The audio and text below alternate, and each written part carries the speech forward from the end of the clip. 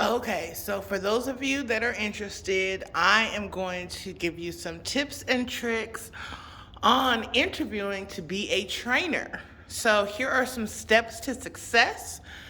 Steps 1 through 4. Um, Please note that if you are utilizing a whiteboard, you should always use multiple colors and never one boring color like this. But since purple is my favorite color, we're rolling with this morning. So steps to success. The first things first is the resume. Once the requisition post for the trainer position, you will only have 5 days. That's 5 calendar days to submit your application, including your internal resume. Okay? And there is a difference between an internal resume and an external resume. Some key tips for your resume is to definitely make sure that you try and limit it to 1 to 2 pages if possible. Highlight anything dealing with the job you're attempting to apply for. So if you're attempting to apply to be a trainer, you want to think about anything dealing with training. That could be teaching Sunday school, that could be training someone how to use a kiosk in Best Buy, that could be any previous experience you've had in the capacity of teaching or training another individual. Even if it was a mentor situation or a peer situation, if you taught someone something, you can utilize that. If you're in school and you had to do a presentation on teaching theories, adult learning education, you can utilize that as well. So you will want to put those things into your resume. Any other accomplishments, you will want to put them into your resume. If you have been a top performer, if you have recently been accepted to dual, these are all things that you can put in your resume, as well as any past experience, especially experience around management, even if it was 1 or 2 individuals, dealing with Microsoft Office Suite, Excel, Word, PowerPoint, being proficient with using virtual tools such as WebEx. Those are all going to be things that you want to highlight. It is recommended for you to put it in bullet format and section it off. So if you're going to put your experience first, is the new normal, followed by highlighted bullet points of what you have accomplished, and then go down to your experience, education, and then any skills that you want to list at the bottom. So that would be recommendations for resume. If any of you all want to email the resume, you're welcome to do that as well. The second thing is presentation. You will be, if you are selected to do a presentation, it will be based solely on your resume. HR will score your resume and they will send the top number that they need to the training manager to schedule presentations. If they're hiring 11, then they usually have to interview at least about 25 people.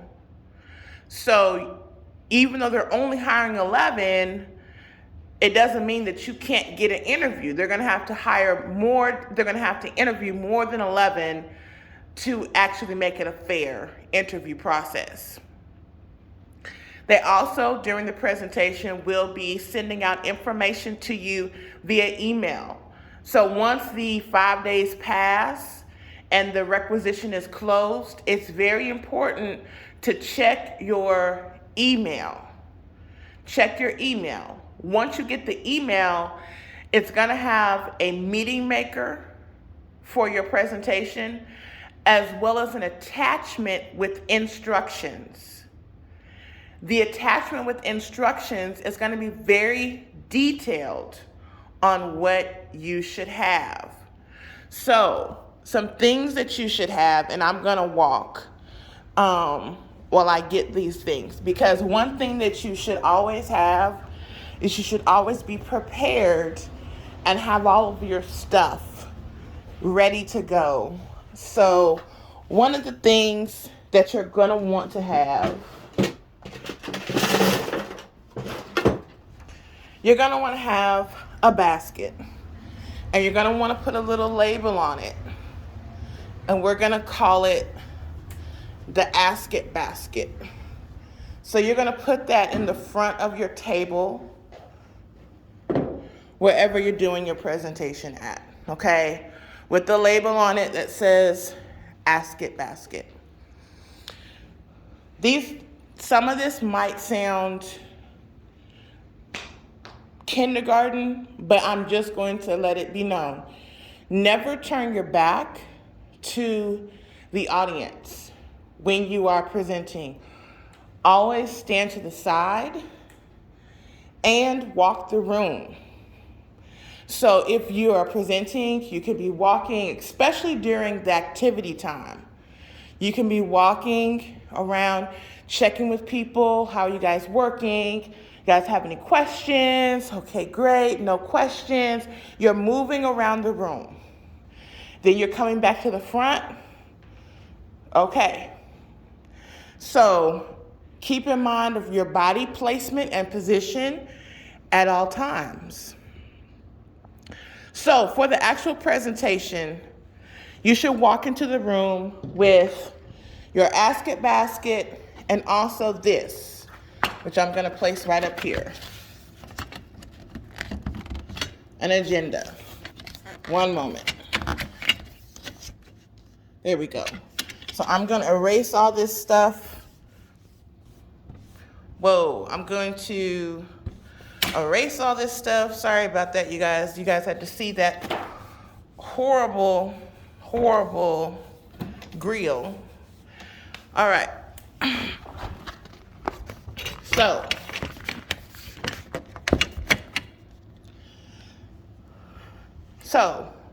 when you come into the room, it's most likely going to either be a training room that you guys are going to utilize or the conference room upstairs, okay, for your interview. There will be a minimum of 2 people interviewing you. It most likely will be the training manager in Hattiesburg, but it could not be. It could be a totally different training manager. It could, and another member of leadership. So it could be 2 training managers that interview you. It could be somebody that interviews you virtually by phone, or they could pull a person from the floor. So keep in mind that you could always have more than one person in the interview. It could be somebody from quality, Phil or Kendrick. It could be a person, again, that's working remotely. So you never know who's going to be actually the interviewer, but most likely it will be at least one training manager. It will be one training manager there, either virtually or in person. Okay, so when you walk into the room, the first thing you want to do is make sure that you have your business attire on. You're going to be scored on a 10-point scale, basically over 10 areas, okay?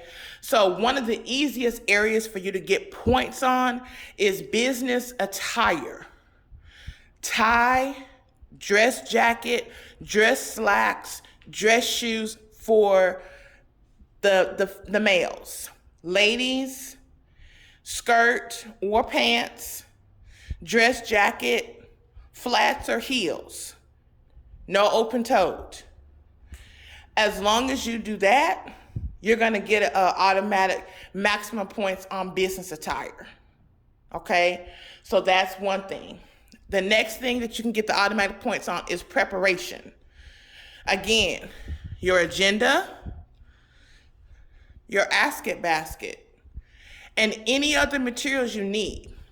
So it's important to note that your supervisor can schedule you time off for you to come pick up training materials such as flip chart paper and markers, and give you time off in order for you to complete or look through the information you need to look through to prepare for your interview.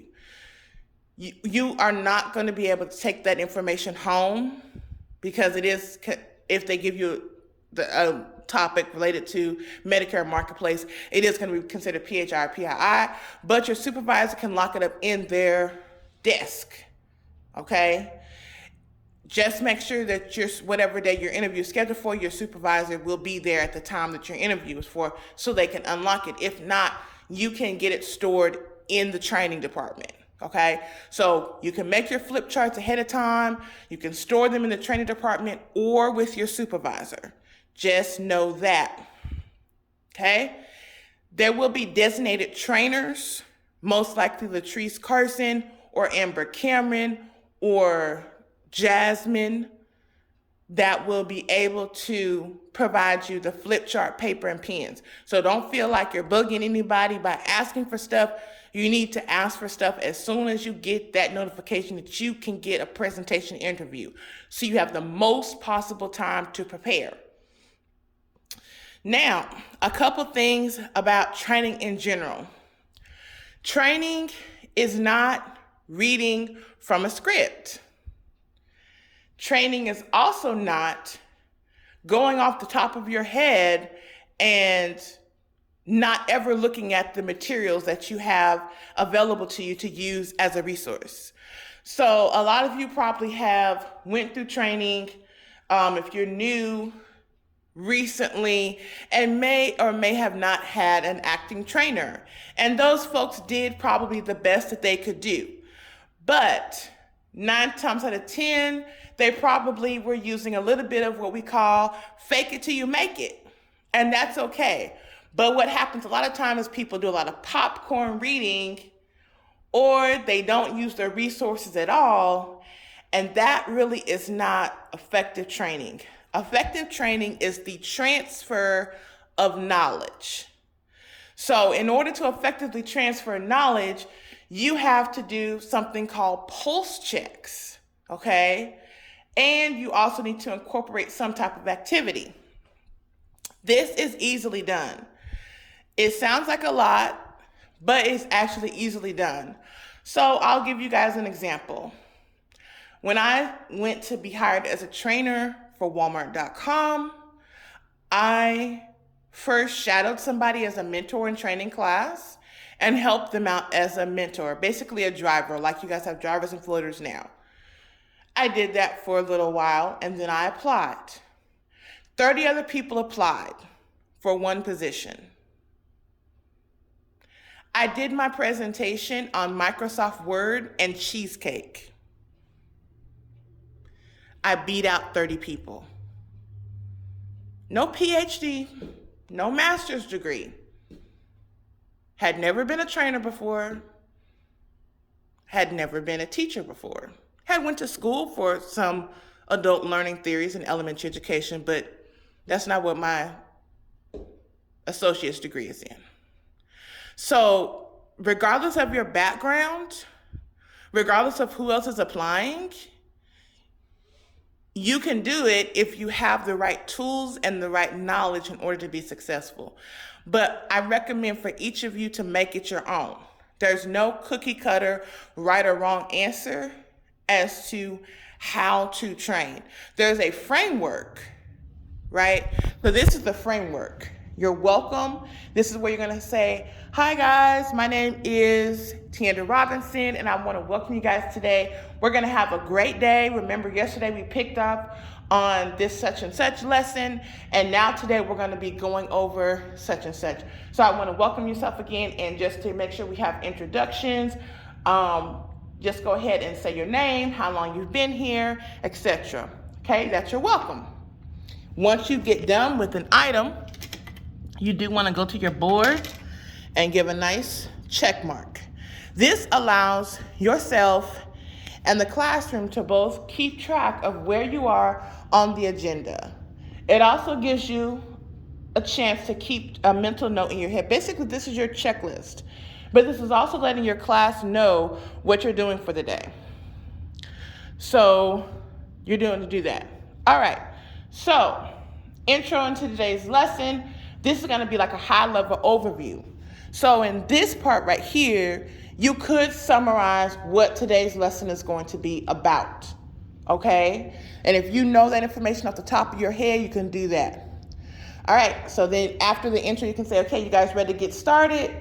They'll say yay or nay. That's your buy-in, check mark. Then you'll go into whatever your lesson is for. I'm going to move this down here because it keeps wanting to come out. So you'll go into whatever your lesson is for and get creative with this. You can do some reading, and then you're going to be able to ask them to read some. And then if you get to a part, explain. So if I'm explaining something, maybe I'm explaining signing into NGD. Okay, so we're gonna go over here to the top left corner or the top right corner, and this is where you log in and out. But do we do that at the beginning of the day or the end of the day? Ask them a question to see if they're on track with you. Can anybody tell me what NGD stands for? See if anybody knows, okay? If that's within your lesson. So once you do your lesson, you're going to ask lots of questions, and then you're going to get buy-in. Does everybody understand? Does anybody have any further questions? What questions do we have? What questions do we have is a great question. You can't go wrong with what questions do we have. Then you're going to say, okay, well, now that we've finished our lesson, we're going to do some practical application. So we're going to go ahead and do our activity. You're going to explain the activity, what they're required to do, how long they have to do it. So this activity is going to take 2 minutes. And then after we're done with the activity, we're going to have a question and answer and a small debrief. So then you're going to do whatever your activity is. Maybe we've had people that have done Pictionary. We've had people that have done Pin the Tail on the NGD, whatever. Whatever your activity is, it needs to relate to your lesson somehow. You're going to check that. All right. Then you're going to go into your Q&A and debrief. Okay, again, does anybody have any questions on what we've covered today? Remember, today we have covered lessons on intro to NGD, and we did the activity so you guys can see hands-on how this worked. So does anybody have any questions regarding this? All right, so just to recap once again, we did da-da-da-da-da. Great. All right, well, I do want to thank you guys for being excellent participants today. You guys really picked up on that really quickly. So for tomorrow, we're going to do da-da-da-da-da, and you guys have a great rest of your day. That's your wrap up. It's really simple. It's not hard. I hope this has been helpful for you all. Okay. Remember to be yourself, own your room, big hand gestures, and above all, don't be nervous. These are normal folks that started out, 99% of them as CSRs, just like you, and just decided to take a chance and apply for something, okay? So as long as you use your resources, put in your resume, put in the work on your resume, post the resume on time, apply on time, check your email, read your email thoroughly and all of the attachments, get yourself well prepared, dress to impress, and you guys will knock it out the park. So again, if you guys have any questions, you guys can call me. Otherwise, have a great day.